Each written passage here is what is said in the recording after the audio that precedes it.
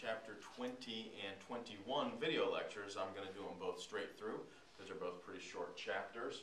And these two chapters cover the pre-classic period, sometimes called the Rococo, R-O-C-O-C-O, which is a transitional period that takes us from the Baroque period to the classical period.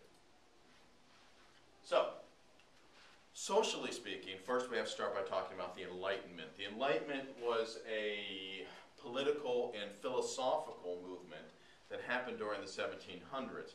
Primarily, the Enlightenment allowed us to transition from the age of absolutism that I was telling you about, where essentially if you were the king or the duke or the earl or whatever, you had absolute rights, you could do whatever you wanted, you could imprison people with no trial, you could have people killed for any reason you wanted. A transition to the period where human rights started to become more of a thing, more of the general population, the idea of, well, this is where the eventually turned into the American Revolution and the Declaration of Independence and the French Revolution. So, generally speaking, the Enlightenment approached the idea that individuals had rights. And I think it's fascinating that the role of the state is to improve the condition of all of the members of that state, instead of previously, when you looked at the members of the nobility and the wealthy, the members of the monetary elite, they believed that they had divine right to do whatever they wanted. They collected resources, they consumed resources, and they thought that that was their right. Eventually, they thought that if I am in charge, it is my duty to make sure that the lives of the other people, of everyone, are equally, are taken care of. That becomes a thing. This built on philosophies of people like Voltaire. Other things were questioned, like the absolute rule of the church. Now we start to get into this idea of individual morality, that if I am a moral person, that perhaps I don't need, that the church can't necessarily tell me how to be moral, that individuals have their own individual morality. The idea of universal education starts to come along at this point. For a long time, the thought was that you wanted to control literacy because if people couldn't read, then they pretty much would have to believe whatever you told them because they couldn't be exposed to new ideas. So the whole idea of universal education really takes us back to the idea that individuals have rights and that the role of the state and of faith is to improve everybody's condition. Humanitarianism, that's a word that we hear sometimes today when we're talking about humanitarian aid or things like that. It's the idea of using your social power, of everyone using their social power for the betterment of all people. The idea of learning becoming important, well, as the middle class grows and begins to become more financially independent and demand things, luxuries like music and art, one of the things they demanded was education. Believe it or not, sometimes I wonder today when I think reading has been devalued in society to a degree, but reading was something that people wanted. They wanted to learn how to read. They wanted their children to be able to read. They wanted to be able to buy books, all sorts of books, history books, philosophy books, fiction, stories. Some great fiction comes out of the 1600s and 1700s. Things like Robinson Crusoe and Paradise Lost, and Don Quixote comes out of the early 1600s, which meant writers, visual artists, performing artists now had a new market to sell their music, to sell their art, to create literature. So, what does this mean from a musical perspective? Well, first of all, the areas where musicians were always able to work, where composers, music directors, and performing musicians always had options to work for the church, or to work at a court of the nobility, or to a lesser degree, maybe work for a city government. In some cases, like the case of Bach that we talked about, Bach worked both for the churches in Leipzig, but he also had responsibilities to the town council of Leipzig. However, we're now starting to see public patronage coming along. We talked about this in the Baroque period. The ability to present public concerts, the ability to teach lessons to amateur performers, to members of the middle class, and to their children, and because many of the middle class and upper middle class wanted to perform. That's why you were teaching them lessons. You also could then compose music, publish this music, and sell it to people so they could perform it at home. So a large store of keyboard music and chamber music and vocal music was produced for amateurs to perform at home. This starts to build through the Rococo, through the pre-classic, into the classical era, eventually culminating with the Romantic, when this is pretty much the way all musicians supported themselves. By the time we get to the end of Beethoven's life, comparatively few musicians were working for the church or the state. Instead, almost all of them were functioning as freelancers, supporting themselves in these ways. Of course, society has never been equal in its treatment of women, and in this period, women could perform as amateurs, but they did not perform as professionals except as singers. But you didn't find women instrumentalists in professional settings. Took a very long time for that to change. Something else that's happening during this period, Sir Charles Burney wrote the first music history book. Remember how I always blame Bach for the stuff that you have to do in Music Theory 3 and 4 with your part writing exercises and chordal analysis and all of that? Well, we can blame Charles Burney for music history classes, because he wrote the general history of music, which it took him 13 years to compile and publish, and in many ways is wildly inaccurate based on scholarship that's happened in the succeeding 250 or so years, but still, it was a very important landmark work at its time. So, as I've said many times, music does not just change instantly. We didn't get to 1750 and everyone stopped writing Baroque music and began writing classical style music. All of these eras changed gradually. The changes that happened from the Baroque to the classical era are particularly notable, and that's why we have this specific mini period, which, as I said, we call the pre-classic or the Rococo, which people usually date from around 1730 to 1770 or so. But all of these styles are coexisting. You had composers, including Bach, for example, and Handel, who were still composing in the Baroque, the late Baroque style that we're so familiar with. But there were new styles coming along. These new styles had new musical values from a younger generation. They wanted music that had a vocally conceived melody. In other words, a melody that was easily singable. If you listen to some of this Baroque instrumental music, the melodies are not easily singable. They fly around, they sequence, they last 25 seconds with no cadence points. They wanted short phrases instead of these long, complex melodies that have no breakup points. The new musical style wanted these easily singable melodies with short phrases and a spare accompaniment. Spare basically means minimal. So a light accompaniment instead of the dense polyphonic music of the late Baroque. We actually go to a more homophonic music. And these new music critics, these new musicians, believe that music should be accessible to everyone. Many people felt that the music being written by Telemann, Vivaldi, Bach was really more accessible to the educated, to the wealthy, whereas this new thought process was that music should be something that everyone can enjoy. So, there are two different new styles that came along. One of them is called the galant style. Galant is a French word which meant sophisticated, courtly, if you will.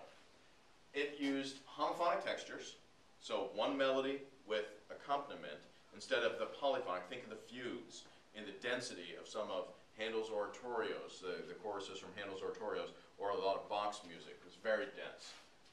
Short phrased melody. These phrases were balanced so that they combined into a larger unit. A two-measure phrase, a two-measure phrase making up a four-measure phrase, two four-measure phrases making up an eight-measure phrase.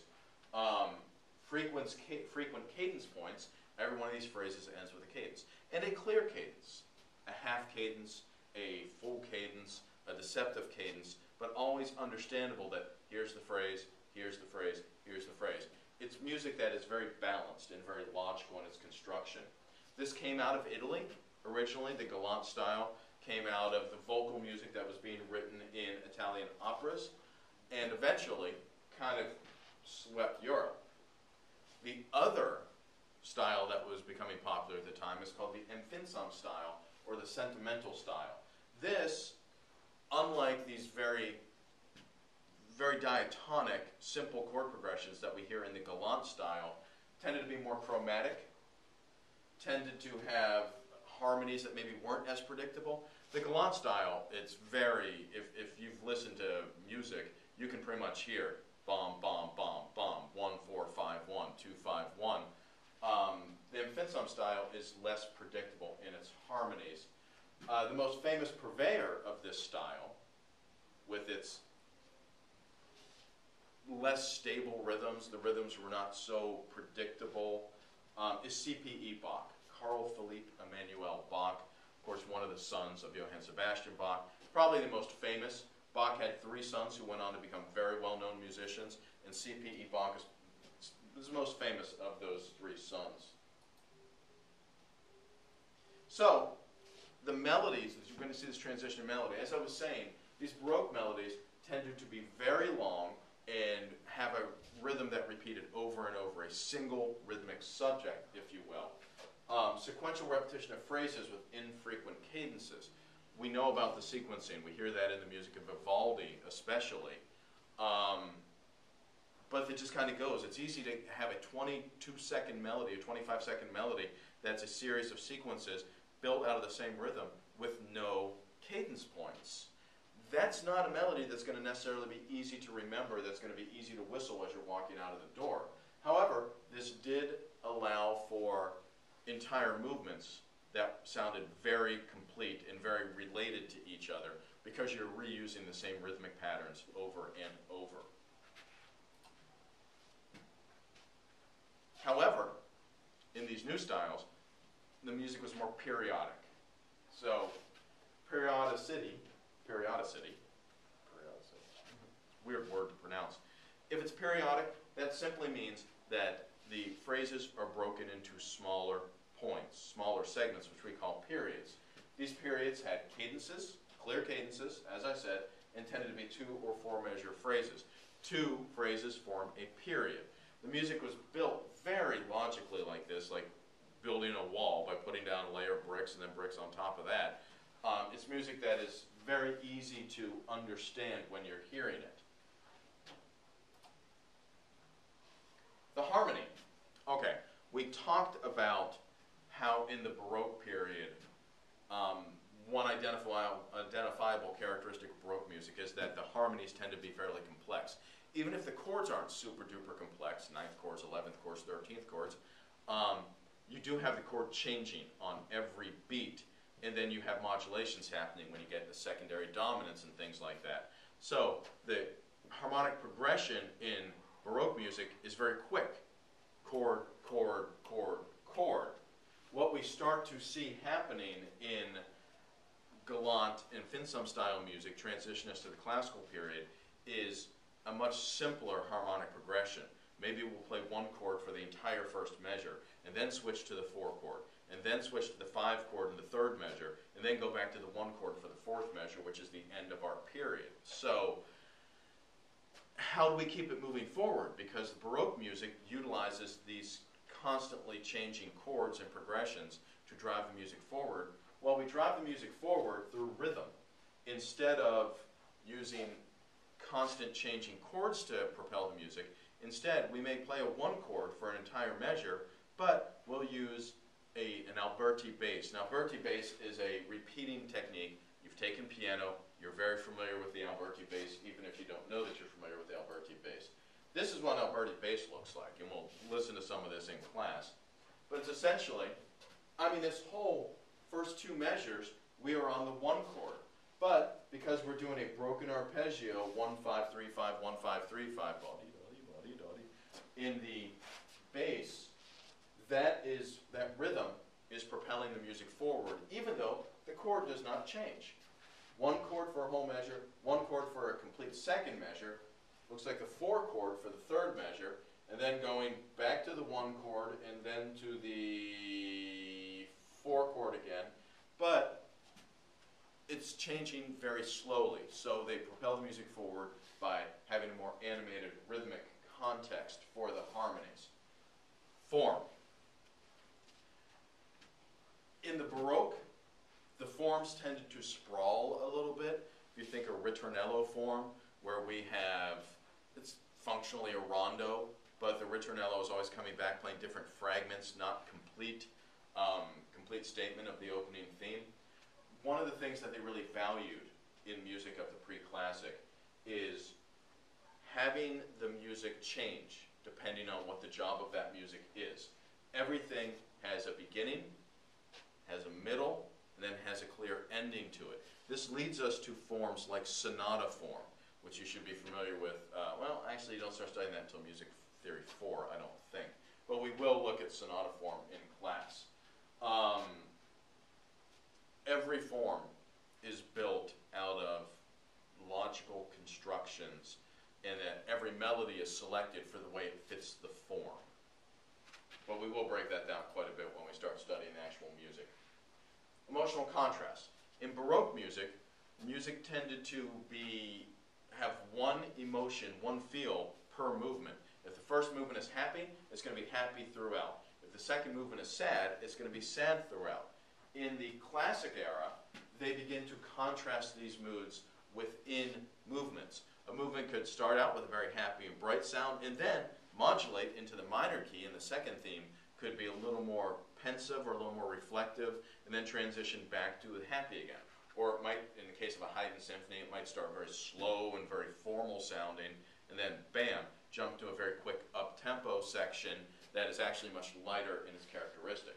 So where in the Baroque, we tend to hold one mood through an entire movement. In the transition in the classical era, we begin to now see music that changes moods throughout. Okay, that is the end of the Chapter 20 lecture. I will load the Chapter 21 lecture as a separate PowerPoint, or as a separate video.